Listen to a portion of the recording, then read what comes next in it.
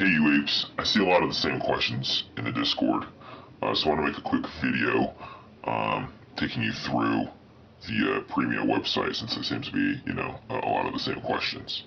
So we'll start off with a little bit of navigation. We'll go through minting an option. I funded this account. We'll go through some trading, maybe a little bit on fees, and then if you guys like this, I can create another video on interaction and staking as I understand it. So to give you a little bit of a background, here's the first navigation dashboard here. It's pretty simple to use. I really like this UI. You can kind of select based on this kind of reminds me of a travel site, but find options here immediately brings you to the page. It shows you with different options here. So it shows Badger for this instance. But then also you can click on, the images here if that's quicker for you. So for example, I'll click on right here. Looks like there's one option here that's been, some trading has been happening. Down at the bottom, there's the PBC page, same with the Bootstrap. I won't go into that. I'm sure you guys understand that fine. How it works is goes to the Mediums. There's a lot of really good articles in Medium, so that's definitely the first place that I would start. And then the last is the Discord. If you're not in the Discord, that's, the devs are pretty, responsive there, so you can always go in there and ask questions. Now, there's one thing that I found on this site that isn't kind of readily apparent, but it's super useful. Is if you click this View All Pairs, it actually will show you. I think this is like a work in progress on a better dashboard, but it shows you all of the different options, what the OI is, what the volume is. It's super helpful. You can drill down into it, and then it goes back to that screen that you were looking at previously. And then you can always go, up the tree, go back down the tree, whatever you see fit, right? So, there's also two pages here, actually. Yep, there you go. So that's how you navigate. Now, going to the marketplace or the exchange, this filter's a little, needs some refinements, but it's pretty helpful overall. Reset all the filters. You can see all the different options that are trading here. Now this is going to give you for every unique option. So it's going to be broken down by the expiration, the pair, and what the strike is, and if it's a put or a call. Right, and so you have users that are buying and selling these options. Now if you see, you might see some on here that don't have any open interest, however they do show up. That's because some user has put a buy on the order book, however, they're waiting for someone to fill them. Whereas where you see this open interest, that means that someone has actually committed collateral, or committed that the token, the ERC20 underlying token, to write an option if they get filled.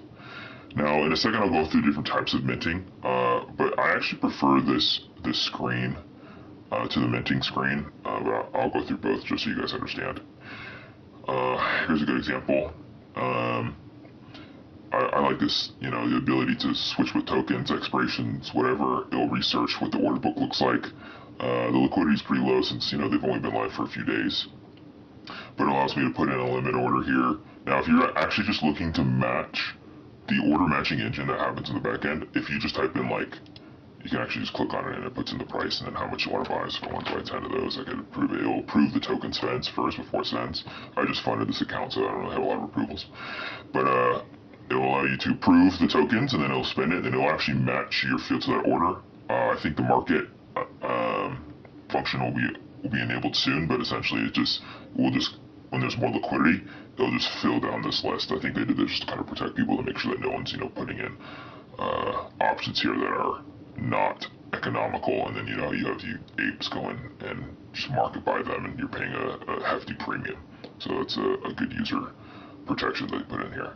But you can use this little toggle up here. It's not easily, you can't usually tell what this is, but this toggle is super nice because if you want to actually mint, you can actually just hit this mint and be able to mint the options.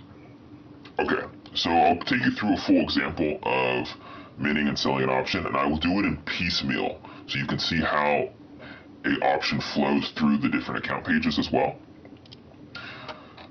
So I just funded this account, and so I only have one ETH in it. I wrapped some of the ETH. All the options are actually done in wrapped ETH. So let's do an option for March 5th. I think the strike will be 2400, or want to sell an option with a strike of 2400, and make sure you take into account this die. I think that they said in the Discord they'll be enforcing this in the UI pretty soon here, but right now it actually doesn't enforce. So just make sure that this is divisible by the die increment, and then the quantity that you want. And so I only have 0.5 ETH, so let's say that I do, 0.25. Hit confirm, it'll take me to the secondary screen. I can then choose two options on the mint here. So it'll confirm kind of the details here, what token, what the strike is, what the expiration is, if it's a call or put, what I'm going to pay in the protocol fees. Now, protocol fees right now are level playing field for everyone because they haven't put up the ability to stake yet and reduce your protocol fees. However, if you have a referral, and everyone could use a referral, I would encourage it. It actually reduced the fees by I think 20%. I'll make sure that I have a referral address on my Twitter, but also on the commentary on this YouTube video. So if you don't have one, feel free to use mine. So I'm going to mint this. Let's say I want to price it at 200 because I'm doing a quarter of an ETH, and I do a premium of 200 per ETH. This is at the per ETH level. You'll see that how much DAI I would receive if this order was filled. So I'll sell it. If someone fills it, I will get 50 DAI because the premium is 200 per ETH or wrapped ETH. So it's an important distinction to make. So let's do some approvals here. Hopefully I can push this through. I'll probably edit this out in the video. It's good to me.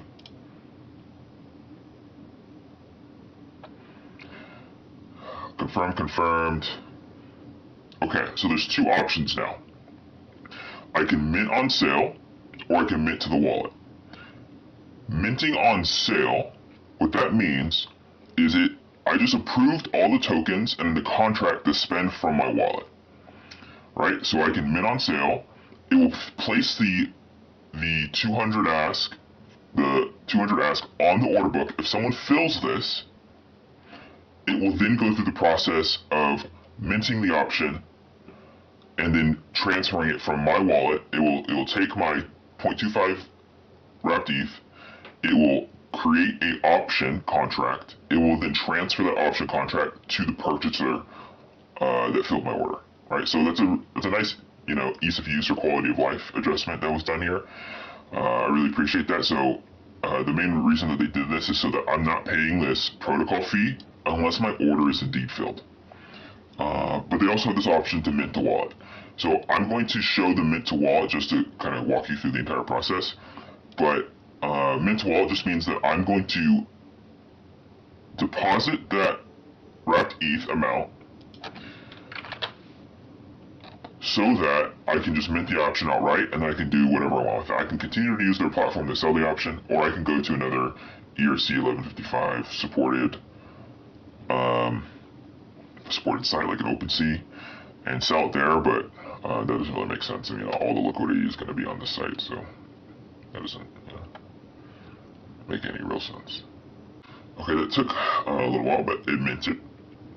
And now in my account, you can see I have that option that I wrote for 0.25 wrapped ETH. Now the way that this account screen works is if there's any of the options in your wallet, it will show up as a position, right? So if you're buying other, options that other people wrote, if you just mint it to your wallet, etc. If the ERC 1155 is in your wallet, it will show up in the position screen. When you have an order up in the marketplace, that will show up in this order screen, right? And until it's filled, it will show here. So this is all your outstanding orders. You can choose to cancel them, all that jazz. I'll show you that in a second. Now, because I am the writer of this option, it will show under deposits that I am the writer of this option. So that means at expiration, after expiration, or if it's assigned, I can then go in and I can choose to I can take early assignment. There's a lot of options here. I'll go into that in detail in a second. And then in the history screen here, it gives you all. So when you put up an order, if you write an option, if you sell an option, all that. If you exercise, it will always show up in this history, so you can kind of get a tracking, because the ERC 1155 standard right now is not really heavily adopted by blockchain explorers. So regardless. So the next step here is I want to sell this option. I wrote it, I want to sell it.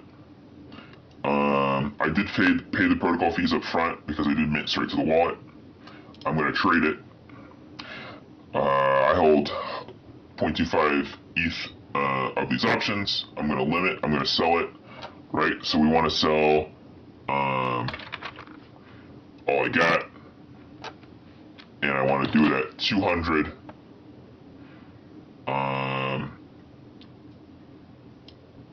Right, so remember there's protocol fees on right exercise buys and sells. I'm going to sell it. Boom.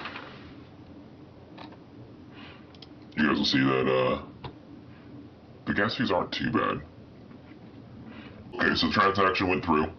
Now you can see that my option is now on the order book, right? So someone can come in and buy it.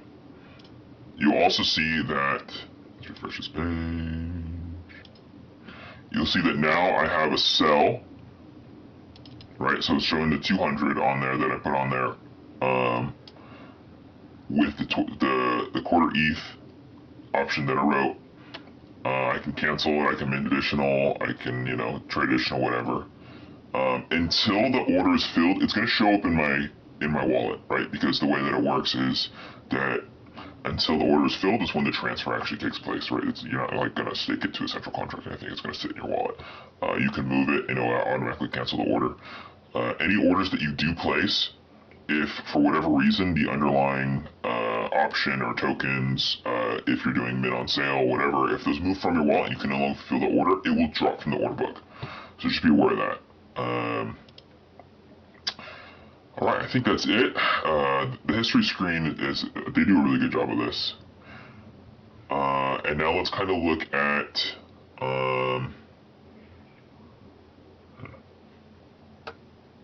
what should we look at?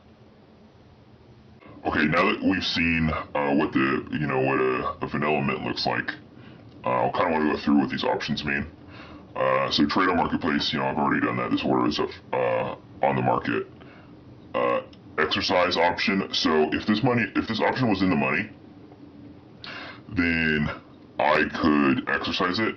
Now I won't go too much into exercise. You should know what that means, but essentially means it's economical for me to then pay the 2.4k divided by a quarter, right? Because this is based on 1 ETH, right?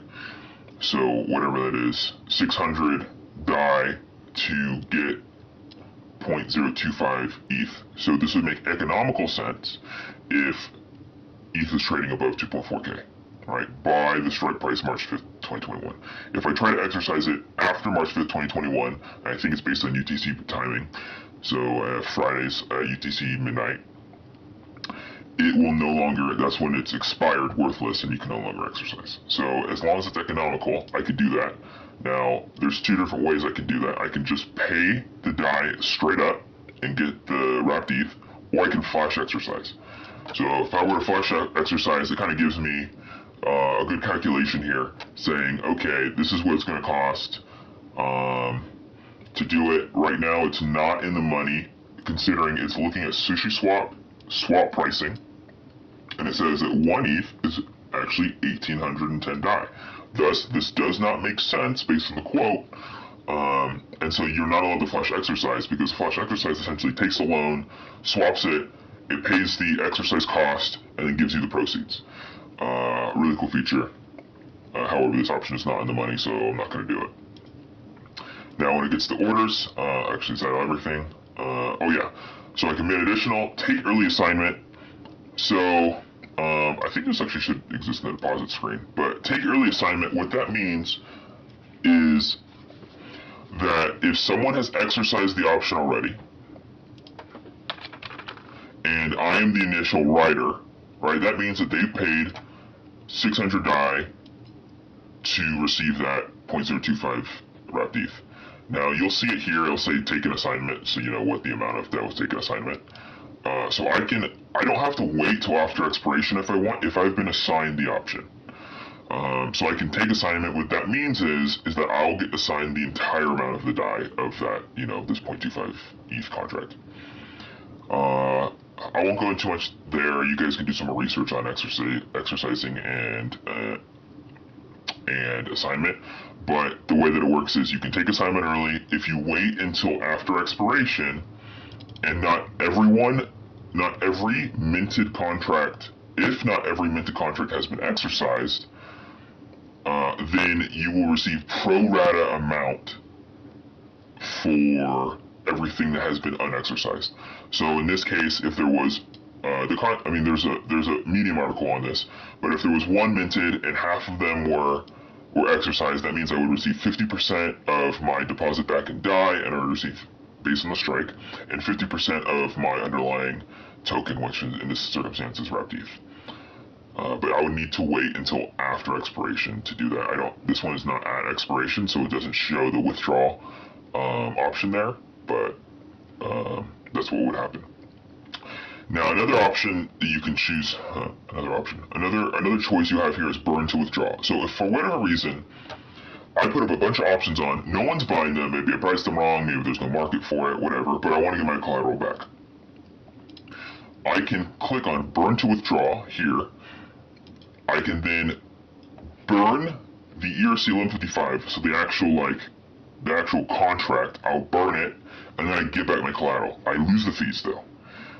So this is an important distinction to make. If you're going to mint directly to the wallet and you try to burn it, then you'll get, you lose the fees. And right now, without using referrals or locking up any premia for reduction in fees, it's actually it's not too bad. It's 1%, but you'll lose that. So just keep that in mind. But there is a way that if your options aren't selling, you don't have to wait till expiration. You can actually just, and if it's sitting in your wallet still, or you buy it back from the market, you can still burn that and then withdraw your collateral. And then the last ones are, exercise. I went over that. Flash exercise or just normal exercise. And then transfer. It's difficult to transfer ERC-1155s. It's, there's no real easy way to do it. I think MetaMask allows you to do it. But it's not like you can do it on Etherscan. You can do it on OpenSea, but they allow you to do it right there in the UI. And that's it, I think. So, to recap, the UI is pretty intuitive. I know that they're definitely working on different versions to show open interest, pricing, different time. The back end is all via subgraphs, and that's why it's kind of responsive compared to maybe some other sites you've used. But the back end is subgraphs, and because of that, they are actually, they can do some, charting similar to like Uniswap info of what certain contracts have been priced at in the past, and as liquidity kind of ramps up here, there's a lot of cool stuff that you can do with that subgraph. And reminder, if you don't have a referral, feel free to use mine, and have fun using the platform.